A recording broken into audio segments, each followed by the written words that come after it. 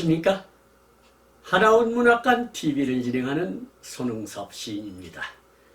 시청자와 문인 여러분, 오늘도 함께 해주셔서 감사합니다. 여러분, 제가 제공하는 방송을 보시고 조금이라도 도움이 되셨으면 좋겠습니다. 도움이 되셨다면 주변의 지인에게도 추천해 주시기 바랍니다. 하나원 시인을 널리 알리는 것은 진행자의 사명이며 큰 보람입니다. 오늘 소개할 자서전은 나의 슬픈 반생기 챕터 106 동병의 여인과 인정의 통로를 소개하도록 하겠습니다. 동병의 여인과 인정의 통로는 1962년 7월 30일 사판으로 발행된 나의 슬픈 반생기 250페이지에 수록된 글을 근거로 방송하게 됨을 알려드립니다. 챕터 106 동병의 여인과 인정의 통로. 어느새 창문이 허물게진다. 벌써 새벽이 되었나 보다. 잠도 자지 못한 머리는 무겁고 눈앞이 아프다. 길을 떠나기 위해서는 팔다리의 상처를 치료하여야 하겠다.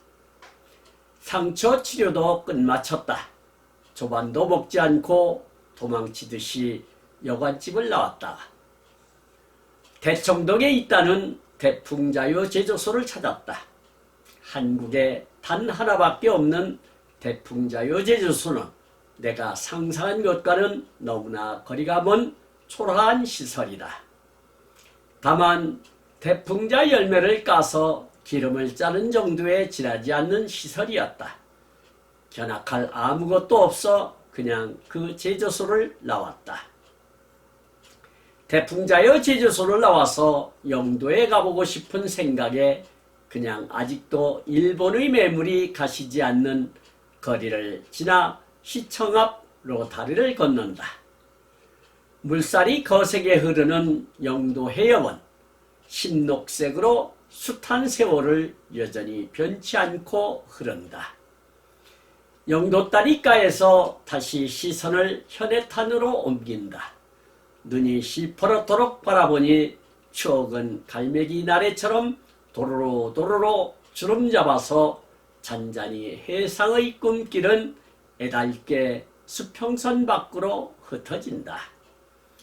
거리의 잡담 소리와 전차 소리, 자동차 소리, 또 크락션 소리가 혼잡하는 복판에서 바보처럼 한없이 바다만 멍하게 막막히 쳐다보면서 먼 12바다를 가는 낯선 기선을 보고 까마득하게 서서 있다. 불의의 생각이 머리에 떠오른다. 부산에 있다는 나유양소에 가고 싶은 충동을 느낀다. 시청의 보건과에 가서 나유양소의 소재를 알고 초량 쪽으로 가는 전차에 탔다. 전차 안에는 어떻게 혼잡한지 밀고 떠밀고 사람이 납작한 지경에 한증막에서 땀을 빼는 것 같다. 전차는 종점에 왔다. 전차에서 내리니 밖에 싱싱한 바람에 살 것 같다. 그냥 해운대 큰 길로 걸어간다. 6월의 폭양 속에서 걸어가니 숨이 막히고 괴양투성인 다리는 발걸음을 옮길 수가 없다. 길가에 보리는 6월의 폭양에 오렌지 빛깔로 타고 나의 피곤을 더욱 자극시키고 있다. 부산에서 20리 남직한 해운대 가도로부터 다시 남쪽으로 다른 길로 용호리 5, 6도 길로 굽어드는 데에서 어떤 20살 남짓한 파마한 여인이 나에게 동행하자고 청한다. 도대체 이 젊고 아름다운 여인이 내가 어디로 가는지 알고 같이 가자고 할까? 의심의 눈으로 그 여인을 쳐다보면서 내가 어디로 갈지 알아서 동행을 청합니까? 하고 그 여인에게 말을 건넌다. 그 여인은 선생님 가는 곳을 나도 갑니다. 그래서 동행을 청한 거예요. 웃음 섞인 말을 한다. 집을 떠나서 이 세상에서 처음 받는 인정이다. 나는 명상치 못할 감정에서 그 여인과 오고 가는 대화에서 따스한 인정의 통로가 있는 것을 느낀다. 그 여인은 자기의 신상을 말한다. 그 여인은 부산 출신이다. 해방될 무렵 여학교를 졸업하고 나병에 걸려서 상해원에 입원하여 병을 고쳐 퇴원하였다는 것을 말한다.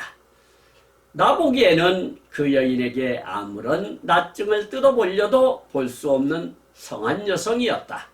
나는 한없이 그의 건강이 부러워지면서 상해원의 송림이 우거진 고갯길을 기어 올라간다. 고개의 중턱에서 푸른 바다가 발밑에 다가서는 숲 그늘에서 그 여인과 같이 땀을 거두기로 한다. 그 여인과 아득히 바라보이는 바다를 바라보면 인정을 나누는 순간순간은 진정 문들끼리만 통할 수 있는 뼈아픈 하수연의 눈물이 소류의 가슴을 훌쩍거린다. 그 여인은 나에게 선생님에게 제일 급한 것이 병을 고치는 것이 아니겠어요? 하루바삐 요양소에 입원하셔서 몸을 건질 생각을 하세요. 그러면 미약하나마 저도 선생님의 투병에 조력하는 것을 아끼지 않겠어요. 그 여인은 다이아손이 한국에도 대구 동산병원에 있다는 것을 말한다. 그 여인의 말에 의하면 한국의 나환자는 너무나 대풍자유만을 신앙같이 신봉하고 있는 까닭으로 신약을 믿어주지 않는 경향이 있어 탈이라는 것을 말한다. 그 여인은 진한 오렌지빛 다이아손 타브렛 세 알을 핸드백에서 꺼내놓는다. 하루에 한 개씩 먹는다 하며 나에게 준다. 그리고 대구 동산병원에 가서 사정을 말하면은 20-30알씩을 분양하여 준다는 것을 말한다. 푸른 바다가 한결같이 흐르는 눈물같이 보이는 언덕에서 눈물을 짜는 비극의 끝 언저리에서 시름처럼 피는 리라꽃을 가슴에 안고 또 가슴에서 던지고 뿌리는 애정, 점점 바닷빛처럼 푸르고 푸르러진다. 경사가 급한 고갯길을 걸어간다. 숨이 막히며 방울방울 땀이 흐른다. 허리띠에는 땀이 차서 끈끈하다. 홀랑 벗고 싶은 생각만 나고 몸이 무거워서 발자국을 옮길 수가 없다.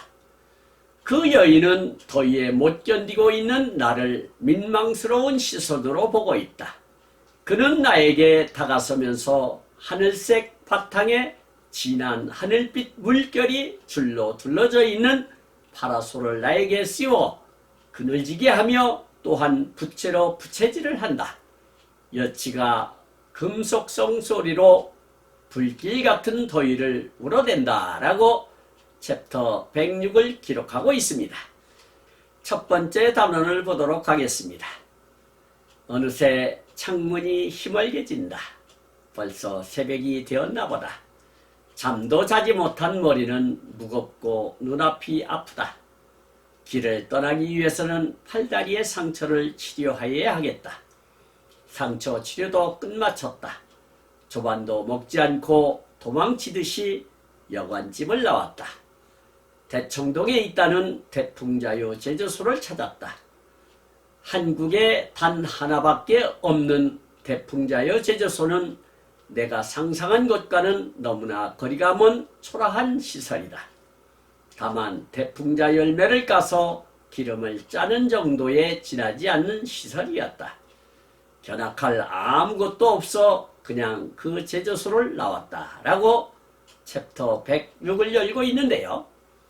하우는 부산의 어느 늙은 할아버지 여관에서 잠을 자는 둥 마는 둥 아침을 맞고서 오늘의 여정을 위해 나병으로 인한 상처와 빨갱이 놈들에게 얻어맞은 상처까지 치료하고 아침도 먹지 않고 도망치듯이 나왔다고 합니다. 아마도 대풍자유를 생산하는 곳이 있다고 하여 방문을 하기 위하여 서둘렀던가 본데 도착하여 살펴보니 거창하게 제조소라고까지는 할 수 없는 구멍가게 수준의 시설이라서 볼 것도 없이 발길을 돌렸다고 하네요. 여기서 희멀게라고 하는 것은 빛깔이 몹시 희고 멀겋다라는 뜻이 되겠고요. 조반이라고 하는 것은 아침에 끼니로 먹는 밥을 이르는 말이 되겠습니다. 그리고 대청동이라고 하는 것은 부산광역시 중구에 있는 동으로 과거 일본 사신이 조선에 올 때 그들을 맞이하는 영빈관으로 세운 연향대청 또는 외관 내 사무역을 관장했던 계시대청에서 유래했다고 합니다. 대풍자유라고 하는 것은 대풍자를 제상법으로 법제하여 만든 한약재로 짜서 나온 기름은 나병, 매독, 옴, 종기에 좋다고 합니다. 제조소라고 하는 것은 큰 규모로 물품을 만드는 곳을 뜻한다 할 수 있겠습니다. 그리고 초라한 했는데 깨재재하고 공상스럽고 볼품없는 상태를 뜻한다 하겠습니다. 견학이라고 하는 것은 어떤 장소를 직접 방문하여 그곳에서 구체적인 지식을 배움을 뜻한다 할 수 있겠습니다. 다음 단원을 보도록 하겠습니다. 대풍자유 제주소를 나와서 영도에 가보고 싶은 생각에 그냥 아직도 일본의 매물이 가시지 않는 거리를 지나 시청 앞 로타리를 건넌다. 물살이 거세게 흐르는 영도 해협은 신녹색으로 숱한 세월을 여전히 변치 않고 흐른다. 영도 다리가에서 다시 시선을 현해탄으로 옮긴다. 눈이 시퍼렇도록 바라보니 추억은 갈매기 나래처럼 도로로 도로로 주름 잡아서 잔잔히 해상의 꿈길은 애달게 수평선 밖으로 흩어진다. 거리의 잡담 소리와 전차 소리, 자동차 소리, 또 크락션 소리가 혼잡하는 벅판에서 바보처럼 한없이 바다만 멍하게 막막히 쳐다보면서 먼 12바다를 가는 낯선 기선을 보고 까마득하게 서서 있다라고 기록하고 있는데요. 대풍자유에 큰 기대를 걸고 갔으나 초라한 시선에 실망을 하고 나와서 부산에서 가장 유명한 거리였던 영도다리가 오르내리는 곳으로 추억을 더듬으며 갔던가 봅니다. 그 당시로서는 최고의 명물거리였으니 오가는 사람도 많았을 테고 자동차도 전차도 번잡할 뿐더러 자동차에서 질러대는 클렉슨 소리까지 정신을 쏙 빼놓게 했지 않았을까 싶습니다. 하운이 일본 유학 시절에 부간 연락선을 타고 다녔으니 짬을 내어 많은 추억을 만들었겠지요. 그 시절의 추억을 되새김질하며 넋을 놓고 짙푸른 바다에 멍 때리고 있었나 봅니다. 여기서 영도라고 하는 것은 부산 남쪽에 있는 섬을 뜻한다 할 수 있겠고요. 매물이라고 하는 것은 문맥으로 보아 뗏물이 아닐까 싶습니다. 다시 말하면 일본의 흔적이 아직 사라지지 않고 남아있는 상태라는 뜻이지요. 그리고 로타리라고 하는 것은 로터리의 비표준어로서 회전할 수 있는 교차로의 일종을 뜻한다 할 수 있겠습니다. 그리고 물살이라고 하는 것은 물이 흐르는 기운을 뜻한다 할 수 있겠고요. 영도 해협이라고 하는 것은 영도와 본토 사이에 끼어있는 좁고 긴 바다를 뜻한다 할 수 있겠습니다. 그리고 심녹색이라고 하는 것은 아주 짙은 녹색을 뜻하는 말이 되겠고요. 영도다리라고 하는 것은 부산 서구와 영도를 잇는 다리로서 배가 지나갈 때 다리를 들어 올리는 기능이 있어 명물 장소였다고 합니다. 그리고 현해탄이라고 하는 것은 대한해협의 남쪽과 일본 규슈, 북서쪽 사이에 있는 바다를 뜻한다 할 수 있겠고요. 나래라고 하는 것은 새가 날개를 펴고 박차오르다라는 뜻이 되겠습니다. 그리고 해상이라고 하는 것은 지난 일을 돌이켜 생각함을 뜻한다 할 수 있겠고요. 크락시온이라고 하는 것은 자동차 경적 소리를 뜻한다 할 수 있겠습니다. 그리고 기선이라고 하는 것은 증기기관을 동력으로 하는 선박을 통틀어 이르는 말이 되겠습니다. 그리고 까마득이라고 하는 것은 아주 멀어서 아득하다라는 뜻이 되겠습니다. 다음 단원을 보도록 하겠습니다. 불의의 생각이 머리에 떠오른다. 부산에 있다는 나 요양소에 가고 싶은 충동을 느낀다. 시청의 보건과에 가서 나 요양소의 소재를 알고 초량 쪽으로 가는 전차에 탔다. 전차 안에는 어떻게 혼잡한지 밀고 떠밀고 사람이 납작한 지경에 한증막에서 땀을 빼는 것 같다. 전차는 종점에 왔다. 전차에서 내리니 밖에 싱싱한 바람에 살 것 같다. 그냥 해운대 큰 길로 걸어간다. 6월의 폭양 속으로 걸어가니 숨이 막히고 괴양투성인 다리는 발걸음을 옮길 수가 없다. 길가에 보리는 6월의 폭양에 오렌지 빛깔로 타고 나의 피곤을 더욱 자극시키고 있다라고 기술하고 있는데요. 하우는 어디로 갈 곳도 정하지 못했는데 갑작스럽게 생각난 곳이 부산에 있다는 나 요양소였던가 봅니다. 그래서 시청 보건과에서 소재를 확인하고 초량 쪽으로 가는 전차에 몸을 실었다고 하네요.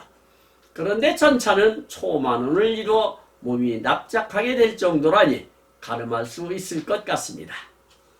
괴양으로 인하여 불편한 데다가 전차까지 혼잡하고 설상가상 초여름으로 인하여 소금에 절인 배추꼴이 되지 않았을까 생각됩니다. 그 시절에 무슨 냉방장치가 있었겠습니까? 종점에서 내려 걸으려 하니 많이 힘들었겠지요. 주변은 오렌지색으로 익어가는 보리만이 하운의 피곤을 부채질했던 것이 아닌가 싶습니다. 여기서 불의라고 하는 것은 미처 생각하지 못한 뜻밖의 일이나 상황을 뜻한다 할 수 있겠습니다. 그리고 충동이라고 하는 것은 반성이나 억제 없이 발작적으로 행동하려는 마음의 움직임을 뜻하는 말이 되겠고요. 초량이라고 하는 것은 부산 동부에 있는 초량동을 뜻한다 할 수 있겠습니다. 그리고 전차라고 하는 것은 전동기를 설치하여 공중에 설치한 전선으로부터 전력을 받아 궤도 위를 달리는 차를 뜻한다 할 수 있겠습니다. 그리고 한증이라고 하는 것은 질병을 치료하거나 건강을 증진시키기 위해 몸을 덥게 하여 땀을 내물 뜻하는 말이 되겠습니다. 해운대라고 하는 것은 부산광역시 해운대구에 있는 경승지로서 동백섬 남쪽 암벽에 신라말 채치원이 새긴 해운과 해운가의 높게 형성된 지역을 일컫는 대가 합성된 지명으로 지형적 특성과 역사적 특성이 결합된 명칭이다 할 수 있겠습니다. 그리고 폭양이라고 하는 것은 뜨겁게 내려지는 볕을 뜻하는 말이 되겠고요. 오렌지라고 하는 것은 당귤 또는 오렌지는 당귤나무의 열매, 귤 속에 속하는 과일이라 할 수 있겠습니다. 그리고 피곤이라고 하는 것은 몸이나 마음이 지쳐서 고달픔을 뜻하는 말이 되겠습니다. 다음 단원을 보도록 하겠습니다.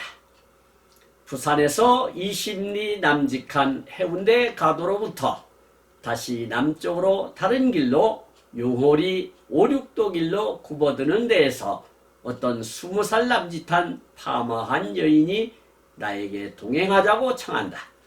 도대체 이 젊고 아름다운 여인이 내가 어디로 가는지 알고 같이 가자고 할까? 의심의 눈으로 그 여인을 쳐다보면서 내가 어디로 갈지 알아서 동행을 청합니까? 하고 그 여인에게 말을 건넨다. 그 여인은 선생님 가는 곳을 나도 갑니다. 그래서 동행을 청한 거예요. 웃음 섞인 말을 한다. 집을 떠나서 이 세상에서 처음 받는 인정이다. 나는 명상치 못할 감정에서 그 여인과 오고 가는 대화에서 따스한 인정의 통로가 있는 것을 느낀다 라고 서술하고 있는데요. 전차의 종점에서 해운대까지는 약 8km 정도 떨어져 있나 봅니다. 하운이 가고자 하는 곳은 해운대에서도 남쪽으로 용호리를 거쳐 5, 6도 길로 접어드는데 젊은 여인이 동행을 요청하여 얼마나 기분이 좋았겠어요. 하지만 내가 어디를 갈 줄 알고 동행을 요청하느냐고 대묻자 아름다운 여인은 이미 애모에서 갈 곳이 어디라는 것을 눈치챘던 것이지요. 이쪽으로 가면 끝내 나요양소가 나오고 애모로 보아 나병 환자로 보였기 때문이겠지요. 그리고 그 여인 또한 나요양소에 연관이 있고 같은 처지였던 것이지요. 그래서 동병상련의 마음으로 도움을 드리고 싶어서 아는 체를 했던 것이죠. 용홀이라고 하는 것은 부산광역시 남구에 위치한 법정동으로서 지금은 용호동이 부산의 두 촌 중 한 곳에 속하지만 과거에는 용호동 가장 안쪽인 지금의 5, 6도 SK뷰 아파트 자리에 나병 환자촌이 있었다고 합니다. 5, 6도라고 하는 것은 부산광역시 남구 용호동에 있는 섬으로서 바라보는 방향에 따라 5개 또는 6개로 보이기 때문에 이렇게 이른다 할 수 있겠습니다. 파마라고 하는 것은 머리를 부풀려 곱슬머리로 모양을 낸 헤어스타일의 일종을 뜻한다 할 수 있겠습니다. 그리고 동행이라고 하는 것은 일정한 곳으로 길을 같이 가거나 오거나 함을 뜻하는 말이 되겠습니다. 인정이라고 하는 것은 평가받을 만하다고 여겨지다 라는 뜻이 되겠고요. 명상치라고 하는 것은 눈을 감고 차분한 마음으로 깊이 생각지 못하고 라는 뜻이 되겠습니다. 그리고 감정이라고 하는 것은 어떤 일이나 현상, 사물에 대하여 느끼어 나타나는 심정이나 기분을 뜻한다 할 수 있겠습니다. 다음 단어를 보도록 하겠습니다. 그 여인은 자기의 신상을 말한다. 그 여인은 부산 출신이다. 해방될 무렵 여학교를 졸업하고 나병에 걸려서 상해원에 입원하여 병을 고쳐 퇴원하였다는 것을 말한다. 나 보기에는 그 여인에게 아무리 낯증을 뜯어보려도 볼 수 없는 성한 여성이었다. 나는 한없이 그의 건강이 부러워지면서 상해원의 송림이 우거진 고갯길을 기어 올라간다. 고개의 중턱에서 푸른 바다가 발밑에 다가서는 숲 그늘에서 그 여인과 같이 땀을 거두기로 한다. 그 여인과 아득히 바라보이는 바다를 바라보면 인정을 나누는 순간순간은 진정 문두이끼리만 통할 수 있는 뼈아픈 하소연의 눈물이 소류의 가슴을 훌쩍거린다 라고 기록하고 있는데요. 여인은 자신을 소개하며 부산 출신이고 여학교를 졸업 후 한센병에 걸렸는데 상해원에서 완치되었다는 것이다. 그러나 아무리 보아도 한센병에 걸렸던 흔적을 하우는 발견하지 못했다고 하네요. 아마도 애견상으로는 흔적이 보이지 않는 것으로 보아 심하게 발전되지는 않고 초기에 잘 치료를 받았던가 봅니다. 하운이 가고자 하는 곳이 상해원인데 그곳으로 가려면 언덕배기에 소나무 밭이 있었나 봅니다. 그 언덕배기에서 땀을 식힐 겸 앉아 쉬면서 같은 나병 환자로서의 상통하는 것이 있어 많은 이야기를 나누었던 것이 아닐까 싶습니다. 그 애환을 어찌 말로 다 풀겠습니까? 여기서 신상이라고 하는 것은 사람의 신변에 관계된 형편을 뜻하는 말이 되겠고요. 상해원이라고 하는 것은 1910년 감만동의 미국 북장로교 소속 어빈 선교사에 의해 한센인 보호병동인 상해원을 개원하면서 시작되었다 합니다. 처음 20여 명의 나환자로 시작한 나환자 수용소는 점차 숫자가 늘어 1938년에는 650명에 이르게 되었으며 1940년 소록도로 강제 이주를 시작하여 1941년 3월까지 390명이 이주하고 나머지는 전국으로 흩어지므로 감만동 상해원이 철폐되었다고 합니다. 송림이라고 하는 것은 소나무의 숲을 뜻한다 할 수 있겠고요.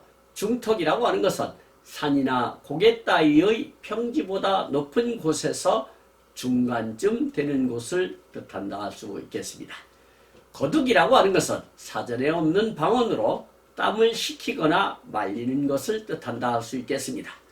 그리고 진정이라고 하는 것은 참되고 올바르다라는 뜻이 되겠고요. 하수연이라고 하는 것은 억울하고 딱한 사정을 털어놓고 말하거나 간곡히 호소함을 이르는 말이 되겠습니다. 다음 단원을 보도록 하겠습니다. 그 여인은 나에게 선생님에게 제일 급한 것이 병을 고치는 것이 아니겠어요? 하루바삐 요양소에 입원하셔서 몸을 건질 생각을 하세요. 그러면 미약하다마 저도 선생님의 투병에 조력하는 것을 아끼지 않겠어요. 그 여인은 다이아손이 한국에도 대구 동산병원에 있다는 것을 말한다. 그 여인의 말에 의하면 한국의 나환자는 너무나 대풍자유만을 신앙같이 신봉하고 있는 까닭으로 신약을 믿어주지 않는 경향이 있어 탈이라는 것을 말한다. 그 여인은 진한 오렌지빛 다이아손 타브렛 세 알을 핸드백에서 꺼내 놓는다. 하루에 한 개씩 먹는다 하며 나에게 준다. 그리고 대구 동산병원에 가서 사정을 말하면은 20-30알씩을 분양하여 준다는 것을 말한다 라고 기술하고 있는데요. 그 언덕배기에서 땀을 식히며 하운에게 여러 가지 정보와 나병에 대한 식견과 그릇된 인식을 전해주네요. 나이가 비슷해 보일 것으로 보이는데 선생님이라고 호칭을 하는 것으로 보아 참 교양 있는 아리따운 여인이 아니었을까 싶네요. 가장 우선적으로 해야 할 것이 나병으로부터 해방되는 것이 아니냐며 요양소에 입원하면 자신도 최대한 도와주겠다고까지 하는 것으로 보아 일반적인 호우는 아닌 것으로 보여집니다. 역시 하우는 외모에서 무엇인가 풍기는 매력이 있던 것이 아닐까 싶습니다. 비록 나병 환자로서 일그러진 모습이었지만 완치 후에도 주변에 숱한 여인들이 서성였던 것으로 보아 미루어 짐작이 가는 대목입니다. 그 여인은 핸드백에서 다이아손 태블릿 3알을 꺼내 하운에게 주었다고 하니 얼마나 천사 같은 마음일까요? 여기서 건질이라고 하는 것은 집어내거나 끌어내다의 뜻이나 여기서는 나병에서 해방되는 것을 뜻한다 할 수 있겠습니다. 그리고 미약이라고 하는 것은 보잘것없이 약함을 뜻하는 말이 되겠고요. 조력이라고 하는 것은 힘을 써 도와줌을 뜻하는 말이 되겠습니다. 다이아손이라고 하는 것은 미국에서 개발한 나병 치료약을 뜻한다 할 수 있겠고요.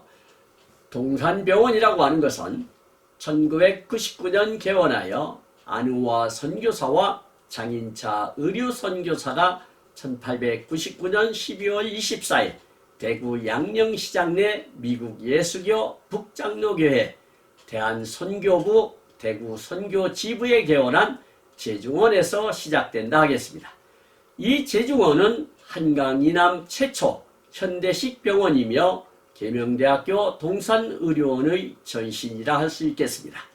제중원은 한센병 환자 구제 사업과 풍토병 치료, 천연두 예방접종 등의 활동을 하였다 합니다. 그리고 신앙이라고 하는 것은 신과 같은 성스러운 존재를 신뢰하고 복종함을 뜻하는 말이 되겠고요.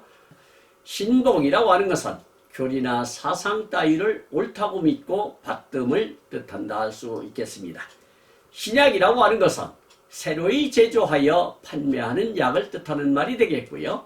경향이라고 하는 것은 사상이나 행동 또는 어떤 현상에서 나타나는 일정한 방향성을 뜻한다 할 수 있겠습니다.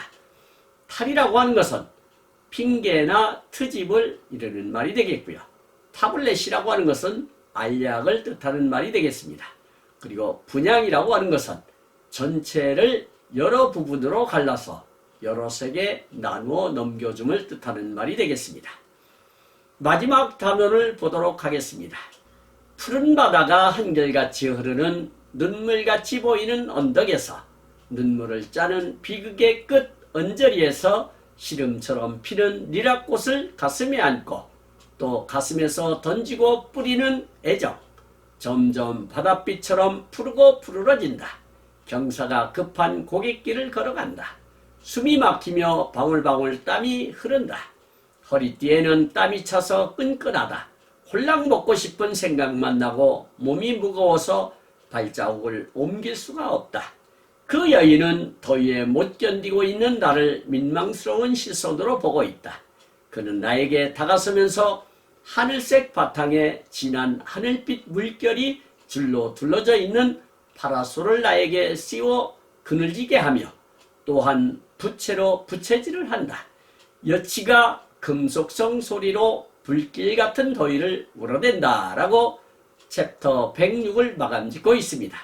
그 언덕배기에서 많은 정보도 얻고 땀도 식혔으니 다시 상해원을 향해 걷는데 그 언덕이 꽤나 길게 이어졌나 봅니다. 6월의 폭염 속에 힘들어하니 아마도 여인은 양산을 쓰고 있었나 본데 얼마나 안타까웠던지 자신의 양산을 하운에게 씌워주고 부채질까지 해주었다고 하네요.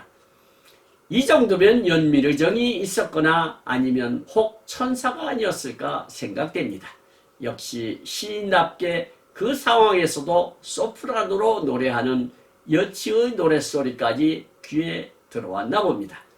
하운의 시 중에 리라꽃 던지고라는 시가 있는데 잘 알려진 바로는 이화여대 의대생에게 바치는 시라고 했지만 아마도 이때의 상황에서 시상을 얻은 것이 아닐까 싶네요.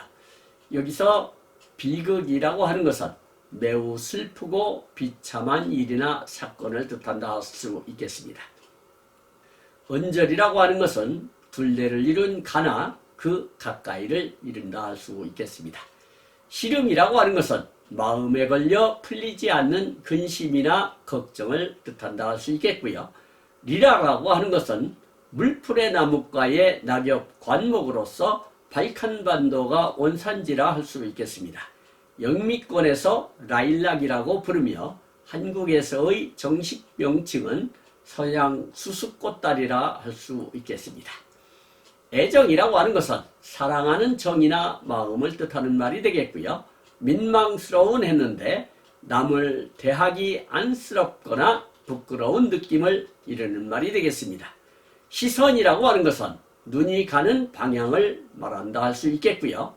파라솔이라고 하는 것은 흔히 빛이 파라솔을 뜻하나 여기서는 양산을 뜻한다 할 수 있겠습니다.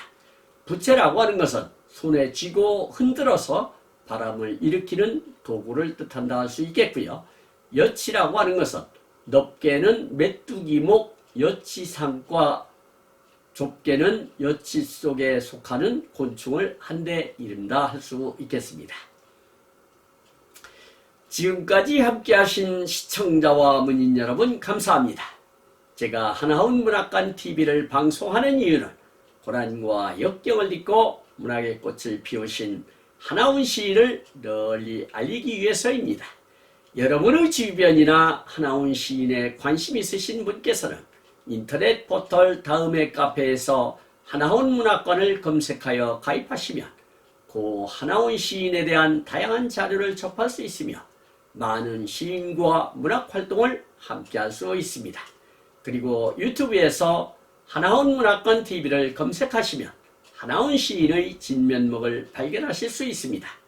다음 제299화는 하나훈 시인의 자서전 나의 슬픈 반생기 챕터 107 버림받은 남녀들의 뼈아픈 결혼생활을 소개하도록 하겠습니다.